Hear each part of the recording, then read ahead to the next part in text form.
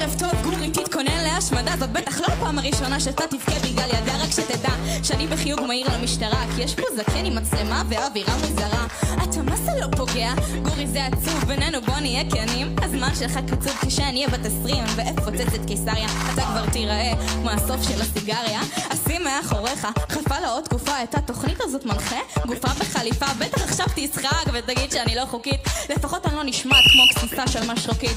גורי תגיד, את מי אתה משלה? אם אתה דוקטור של הומור, אז זה דוקטור מגלה. התוכנית שלך התעללות בזולת, אתה עונש של אנשים שלא מוצאים את השלט. שמים אותך ברקע בסוף יום עבודה, אתה עוזר לאנשים להירדם על הספה. אתה סתם ממלא זמן מסך בין הפרסומות ונראה כמו פרזנטור של גבי עם שערות.